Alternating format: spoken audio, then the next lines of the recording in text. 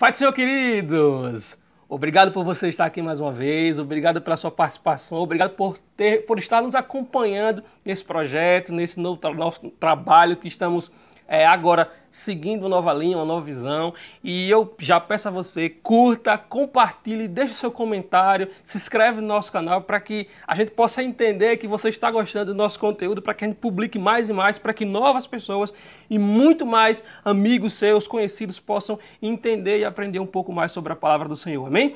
Aqui em 1 Coríntios, capítulo 6, verso 19 e 20, nos fala: ou não sabeis que o vosso corpo é templo do Espírito Santo, que habita em vós, proveniente de Deus, e que não sois de vós mesmos?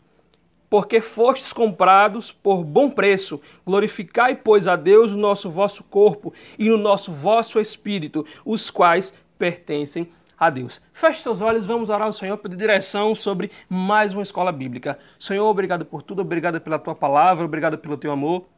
Obrigado por estarmos aqui e por tudo que está acontecendo. Sabemos que tudo o que acontece é permissão do Senhor. Obrigado por tudo, para que tudo que formos fazer, tudo que pensarmos, tudo que imaginarmos, seja dirigido pela vontade do Senhor. Nos abençoa para que essa escola bíblica possa mostrar para as pessoas que Cristo, apesar das dificuldades, apesar das críticas, Ele permaneceu firme e utilizou sempre a sua sabedoria. Nos ajuda a andarmos parecidos com o Senhor. Nos abençoa para que tudo que aconteça seja para Te glorificar e Te honrar. Em nome do Senhor Jesus Cristo, abençoa as pessoas que estão ouvindo, que estão assistindo, para que elas possam entender a verdade. Obrigado por tudo, hoje e sempre. Amém. Seja abençoado. Deus te abençoe. Amém?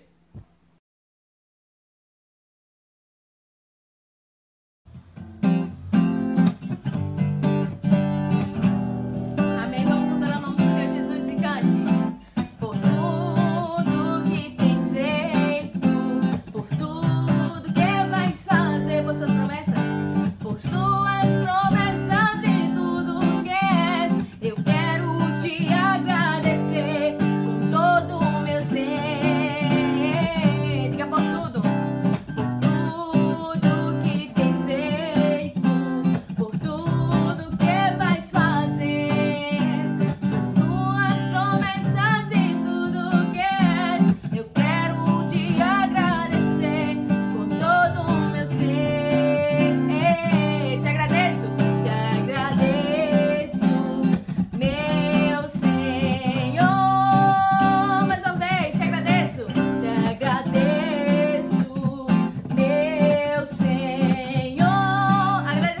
ao teu Deus nesse momento. Te agradeço por me libertar e salvar, por ter morrido em meu lugar. Te agradeço, Jesus, te agradeço.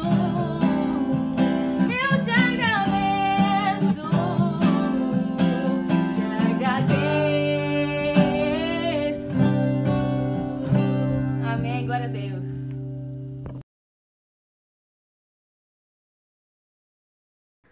Pai do Senhor, meus irmãos, mais uma vez voltamos para, aí sim, aprendermos um pouco mais sobre a lição, nossa escola bíblica, a nossa lição de número 10, que tem por tema religioso de plantão. O objetivo: verificar as denúncias apresentadas por Jesus acerca da religiosidade tão presente nos líderes judeus daquela época. Texto base. Então, Jesus disse à multidão e aos seus discípulos: os mestres da lei e os fariseus se apresentam na cadeira de Moisés. Obedeçam-lhe e façam tudo o que eles lhes dizem, mas não façam o que eles fazem, pois não praticam o que pregam. Está lá em Mateus capítulo 23, do verso 1 ao 3. A introdução nos relata: durante seu ministério, pelo menos 3 importantes grupos seguiram a Jesus: a multidão, os discípulos e os líderes religiosos. A multidão seguia Jesus um pouco mais de longe, sem se comprometer, curiosa para ver qual seria o próximo milagre. Os discípulos eram aqueles que entenderam o chamado para seguir a Jesus e para isso abandonaram tudo. Eles acompanhavam Jesus de perto e estavam dispostos a viver os ensinamentos do Mestre. O terceiro grupo era o de líderes religiosos. Eles acompanharam o ministério de Jesus em todo o tempo e observaram-no atentamente, buscando encontrar alguma coisa que o condenasse. Nesta lição, estudaremos os capítulos de 21 a 23 do Evangelho de Mateus. Neles, falaremos especialmente deste último grupo e veremos as razões pelas quais Jesus se posicionou de maneira tão firme com esses grupos religiosos de plantão. Então, a gente vai poder ver agora, vai aprender um pouco mais a forma que Jesus agiu, como a maneira firme que ele sempre apresentou perante as perguntas e as críticas apontadas pelos fariseus e os grupos religiosos. E vamos também entender como Cristo conseguiu passar por todas as dificuldades, passar por todos os problemas, nos deixando, acima de tudo, o seu maior exemplo. Primeira pergunta. Compare a profecia de Zacarias capítulo 9, verso 9, com a entrada triunfal de Jesus em Jerusalém e, com base no item 1, fale também sobre as razões da sua reação ao entrar no templo. Aqui em Zacarias capítulo 9, verso 9, diz assim: Alegre-se muito, cidade de Sião, exulte Jerusalém, eis que o seu rei vem a você, justo e vitorioso, humilde e montado num jumento, um jumentinho cria de jumenta. Então, Cristo, além de vir para salvar o povo, de ensinar a verdade, ele também veio para cumprir aquilo que havia dito, que os profetas haviam dito lá no passado, lá no Antigo Testamento. E com isso, quando Jesus entra na cidade, muitas pessoas que estavam esperando, que estavam lá para homenagear, para ver quem estava passando, eram pessoas simples, pessoas trabalhadoras, que não tinham a qualidade de vida como os nobres, como os reis da época. Eles utilizavam folhas de palmeira para também utilizar como forma de homenagem para Cristo. E muitas pessoas que estavam ali, porque estava acontecendo o período da Páscoa, Jerusalém era uma cidade onde o povo judeu ia para lá para comemorar a Páscoa. E com isso tinha muita gente. Cerca de quase 2 milhões de pessoas estavam na cidade. E com isso, muitos não conheciam quem era Jesus Cristo. E perguntavam: quem é esse que está vindo aí montado no jumento? E muitos respondiam da própria multidão: este é o profeta Jesus de Nazaré, da Galileia. Está escrito em Mateus capítulo 21, verso 11, se você quiser acompanhar. Então, assim, a gente vê que Cristo, com toda a sua glória, ele quis nos mostrar a simplicidade, que mesmo sendo o Senhor, sendo Deus, ele se fez homem, veio à terra, mas quis viver de forma simples, de forma humilde, para nos ensinar que é através da humildade, é através da simplicidade que vamos conseguir as coisas. Claro que tem o esforço, claro que tem a determinação, mas também a humildade é uma palavra muito importante. Se você quiser crescer na vida, utilize essa palavra como base. Humildade, ela é muito importante para você, muito importante para a pessoa. E com isso, nessa festa da Páscoa que estava acontecendo, o comércio estava crescendo, estava muito intenso. E utilizaram um espaço não comumente utilizado. Foi o pátio do templo. O pátio era utilizado para ensinar as pessoas que queriam saber sobre o verdadeiro Deus. Mas estava sendo utilizado para vendas de animais, até câmbio, a caixa de troca de moedas lá também tinha. E isso fez com que Cristo olhasse para aquela cena, para aquela situação e não ficasse feliz, porque o templo era para ensinar e não para promover o comércio. Por isso que ele, quando chega no templo, ele vai para o templo, ele fica chateado, fica com raiva porque estava acontecendo aquilo. E aqui, em Mateus capítulo 21, como tem na lição, verso 12 e 13, nos fala: Jesus entrou no templo e expulsou todos os que ali estavam, comprando e vendendo. Derrubou as mesas dos cambistas e as cadeiras dos que vendiam pombas. E lhes disse: está escrito, a minha casa será chamada casa de oração, mas vocês estão fazendo dela um covil de ladrões. Veja como Cristo ficou com raiva, porque aquilo estava acontecendo. Não era esse o intuito. Então, por isso que Jesus veio para mostrar que as coisas do Senhor devem ser feitas com ordem e reverência. Não é como muitos estão fazendo aí fora, utilizando o nome de Cristo para se vangloriar, para se sobressair, para se enaltecer. Não é assim. Cristo veio para nos mostrar que devemos ser humildes, devemos ser simples, mas acima de tudo, fazer as coisas, as obras do Senhor com ordem e decência. Não pode ser feito de qualquer jeito, porque se fazemos de qualquer jeito, nós não somos dignos de receber as bênçãos do Senhor. Por isso que precisamos ter isso em consciência, na nossa mente. Eu espero que você esteja entendendo, porque Cristo veio para nos ensinar. Muitas pessoas não entendem, preferem seguir outros pensamentos. Tudo bem, a pessoa tem todo o direito. Mas Cristo nos dá o livre-arbítrio para podermos entender que é só através dele que chegaremos à salvação. Ele não nos pressiona, ele não nos coloca contra a parede, mas através da sua calma e simplicidade e, sobretudo, a verdade é que ele nos mostra que precisamos olhar para ele. E somente ele vai nos ajudar a chegar no nosso objetivo final, que é a nossa salvação. Amém? A segunda questão nos fala assim: com base no item 2, responda: qual era o ensinamento de Jesus ao amaldiçoar a figueira? Leia Mateus capítulo 21, do verso 18 ao 22. Qual era o ensinamento que Cristo queria nos deixar através dessa parábola? Muitas pessoas que estavam no templo, os religiosos, os grupos religiosos, eles diziam que o que deveria ser feito. Tem que orar, tem que jejuar, tem que ajudar os outros. Mas ficava só nas palavras. Eles não cumpriam, eles não viviam aquilo que eles diziam. E Cristo utilizou a parábola da figueira para mostrar para aquele povo que eles eram hipócritas. Que eles falavam uma coisa, mas viviam outra. Que eles davam ensinamento, estavam lá calcados na lei de Moisés, que era o que eles estudavam, que eles defendiam. Mas na parte prática eles não viviam nada, só falavam. E queriam aparecer, queriam estar acima, queriam que o povo olhasse para eles e tivesse, eles são um bom exemplo de retidão, um bom exemplo a ser seguido. Apenas na aparência, mas Cristo veio para mostrar para eles que eles estavam errando, que eles estavam apenas fingindo ser uma coisa que eles não estavam vivendo. A hipocrisia era muito grande.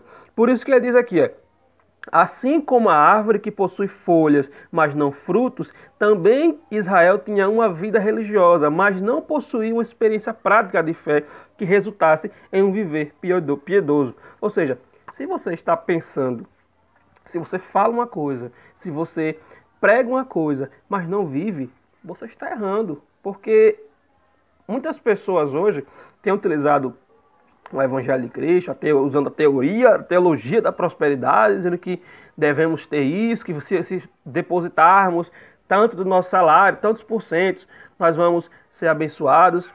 Onde Cristo diz isso na Bíblia? A única coisa que ele fala de porcentagem são os 10% do dízimo. Oferta aquilo que você tem no seu coração. Mas tem pessoas aí que estão ditando o que o povo deve dar. Então temos que ter muito cuidado com isso. E perceber que geralmente, não estou dizendo todos, mas geralmente, muitos que estão pregando lá fora, que estão utilizando o nome de Cristo para se enaltecer ou para pregar a versão deles, não vivem aquilo que eles estão pregando.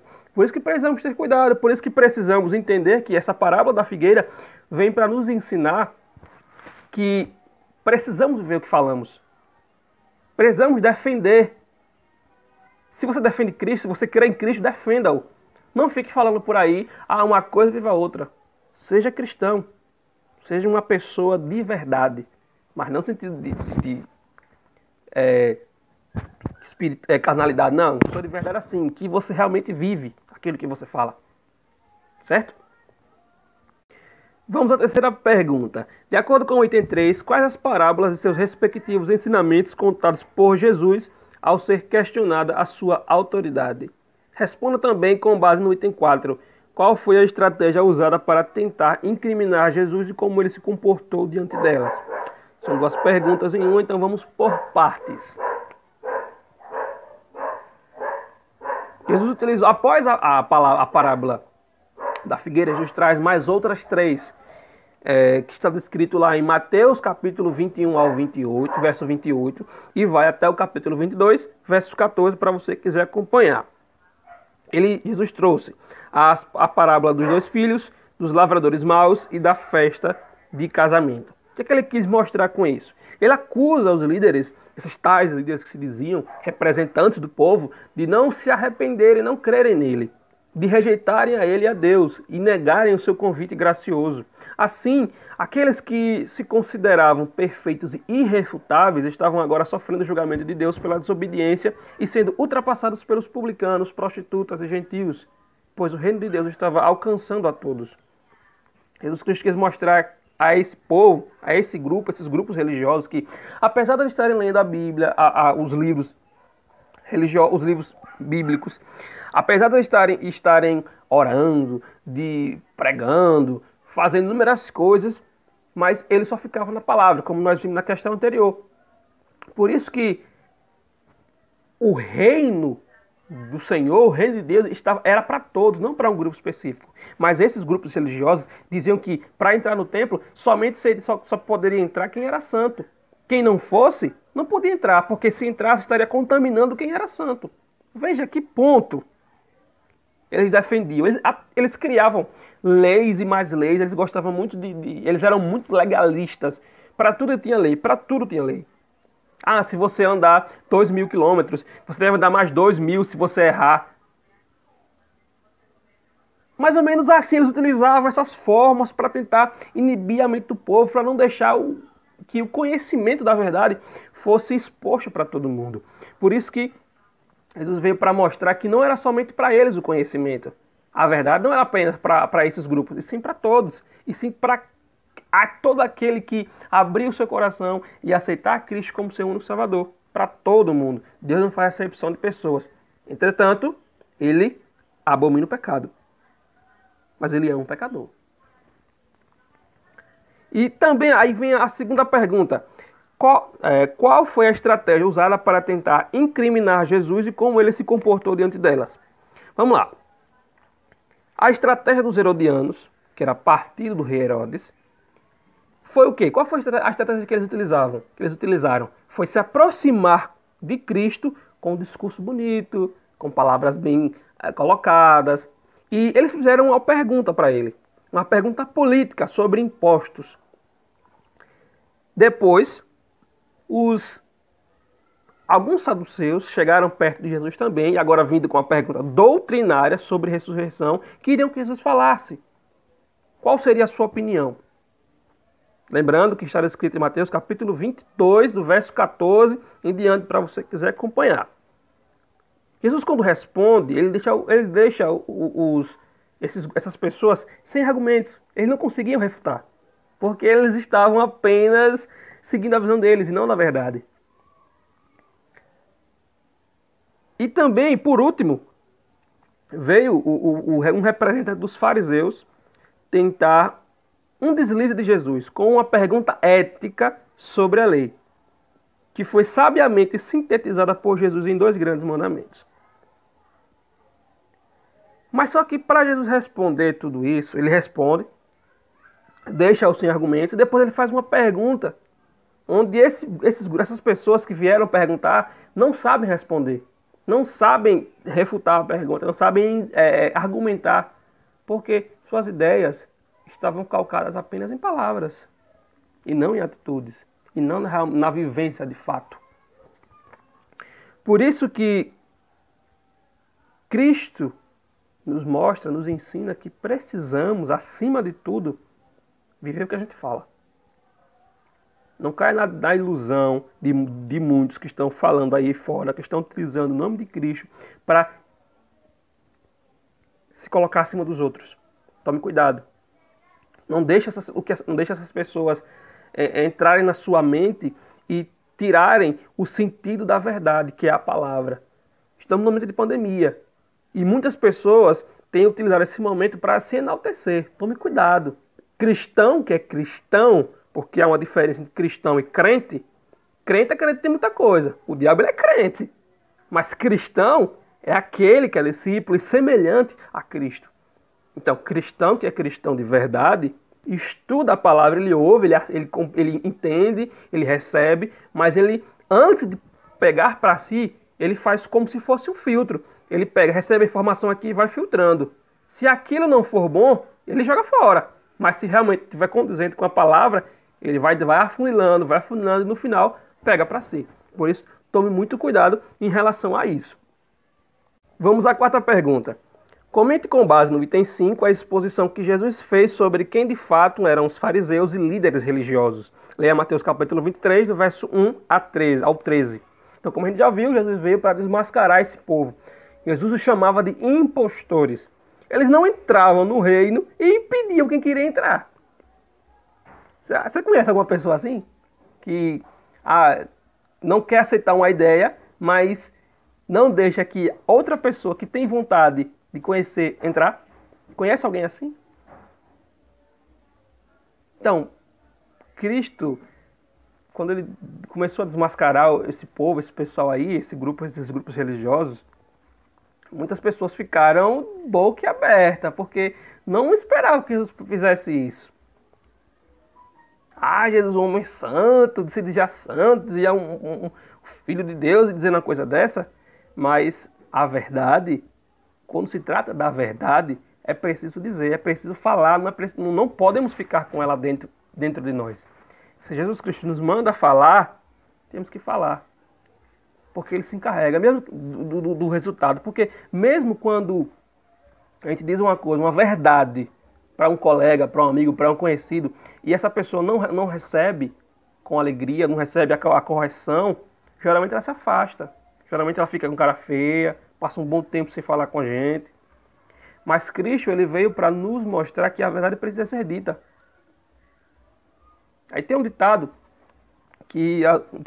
popular, que é o seguinte: é melhor você dizer a verdade que doa do que falar uma mentira que faça a pessoa sorrir. Porque a verdade nos coloca contra a parede, nos faz entender, refletir sobre o que nós estamos fazendo e como estamos fazendo. Já a mentira não, encobre todas as nossas façanhas, encobre todos os nossos pensamentos. E não conseguimos parar e pensar para saber se o que estamos fazendo está correto. Por isso que, ao mostrar para o povo quem eram realmente, de fato, os grupos religiosos, Cristo nos ensina que precisamos ser verdadeiros em tudo. Precisamos seguir realmente a palavra, precisamos viver a palavra. E uma forma de praticar é expondo a verdade. Mas não é saber, não é expor a verdade de qualquer jeito. Você está vendo uma pessoa com uma roupa diferente, um pouco meio cá, um pouco bagunçada, e você começa a dizer na cara, a sopa tá feia, tá isso, tá aquilo. Não, não é assim. A verdade tem que ser dita, mas acima de tudo tem que ser usada com sabedoria. Temos que ter cautela. Vou falar a verdade agora sobre tudo agora. Primeiro, pense antes de falar. Cristo, em todo momento, ele poderia responder com ignorância, com formas pesadas, muito pesadas, fora do contexto, mas ele respondeu com todas as perguntas, não fugiu de nenhuma delas, e soube responder com sabedoria. Mesmo aquelas perguntas que ele recebia, que ele realmente assim, olhava para as pessoas que estavam perguntando e ficava... Mas ele parava, pedia orientação a Deus e respondia. Então é assim que devemos ser, é assim que o cristão deve ser. Sempre condizente com a palavra e, acima de tudo, pregando a verdade. Porque Cristo é a verdade. E se nós somos semelhantes de Cristo, nós temos que seguir a verdade. Amém? Pois bem, vamos agora à quinta pergunta. As perguntas de caráter mais pessoal. Você concorda que a religiosidade pode impedir que outras pessoas se aproximem do reino de Deus? Baseie-se na primeira aplicação. A religiosidade pode impedir outras pessoas de se aproximarem do reino? Pode. E tem acontecido muito isso, infelizmente. Pessoas estão utilizando a fé para manipular, para extrapolar, para fazer fazer a sua vontade e não a vontade do Senhor. O que você tem feito para exaltar, para enaltecer o reino de Deus? Você tem sido um instrumento ou tem sido um obstáculo? Qual é a sua resposta? Reflita um pouco. Se você tem feito, você tem se tornado, sua vida tem se tornado um obstáculo para que novas pessoas se aproximem ao reino do Senhor, eu peço que você ore, reconheça que você está errando e mude. Mas se você está levando Cristo às pessoas de maneira simples, direta, objetiva e, acima de tudo, com a verdade, peça ao Senhor para que você continue assim. E, acima de tudo, não deixe que a soberba entre na sua vida. Faça de maneira simples, de maneira humilde. Como eu falei lá atrás, se quiser crescer na vida, use a humildade. A humildade é uma palavra muito importante, tem um sentido enorme. Pequena, mas tem um sentido enorme. Então, utilize a fé em Jesus Cristo para trazer novas pessoas e não para afastá-las. Amém? Sexta e última pergunta. De que maneira você entende que é possível produzir frutos para o reino de Deus? Baseie-se na segunda aplicação. Como entendemos? Como a gente entende que é possível produzir frutos? Como Cristo nos ensinou através da parábola, aquela árvore que não der fruto será cortada e lançada ao fogo. Você como árvore do Senhor, você como galho, você como representante de Cristo na terra, será que você não quer dar frutos ao Senhor? Será que você não quer mostrar para Cristo, Senhor, estou aqui, meus frutos estão aqui, os resultados estão aqui. Será que você não quer? Eu tenho certeza que sim. Todo cristão que realmente segue a palavra e entende quer dar bons frutos ao Senhor. Mas isso não deve ser feito de qualquer jeito. Isso deve ser feito de maneira objetiva, clara e, acima de tudo, mediante e baseada na palavra. Porque se não for assim, você pode ser o melhor pregador, você pode ser o melhor doutrinador, você pode ser o melhor professor, mas não vai adiantar de nada, porque você não está seguindo a palavra.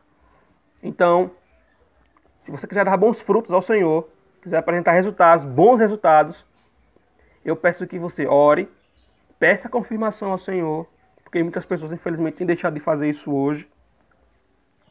Só porque sentiu uma inspiração, eu vou lá e faço. Espera aí, vai devagar. Como a gente tem na Bíblia, vários exemplos de pessoas que receberam chamado, mas antes de cumprir, antes de realizar e exercer, pediram confirmação ao Senhor. Vamos ter cautela antes de fazer alguma coisa. Precisamos, acima de tudo, ser cautelosos. O Senhor não fala orai e vigiai. Ele fala vigiai e orai, para que não caia em tentação. Por isso que precisamos estar atentos ao que Cristo fala, para que possamos apresentar e dar ao Senhor bons frutos e bons resultados. E assim terminamos a nossa lição de número 10, onde o desafio da semana é: estamos caminhando para o final do Evangelho de Mateus. Nesses capítulos estudados hoje, Jesus denuncia de maneira contundente a religiosidade dos líderes de sua época. Frente a este estudo, o seu desafio para esta semana é fazer uma auto-investigação em sua vida cristã. Responda com sinceridade. Você tem conseguido praticar o que crê e ensina? Quando obedece a Deus, em algum momento o faz para ser bem visto diante dos homens? Você costuma fazer comparações em relação à sua santidade e das demais pessoas, considerando-se melhor? Você frequenta muitos cultos, mas tem dificuldade em ver a transformação real em muitas áreas de sua vida? Ao obter tais respostas, confie no amor de Deus que oferece, pela graça, salvação a todos aqueles que creem. Assim terminou a nossa lição, espero que você tenha compreendido. Comenta aí, faz um comentário, diz o que você está achando, que você está conseguindo entender ou não, se está com alguma dúvida. Fala pra gente o que você está sentindo, o que você está achando desses estudos bíblicos, para que a gente possa entender e melhorar a cada dia. Curta, compartilhe, se inscreva no nosso canal para que mais pessoas possam aprender e conhecer sobre a palavra do Senhor. Amém? Que Deus te abençoe, obrigado por nos assistir, que tudo que você for fazer seja baseado na palavra e dentro da verdade. Amém? Que Deus te abençoe. Graça e paz.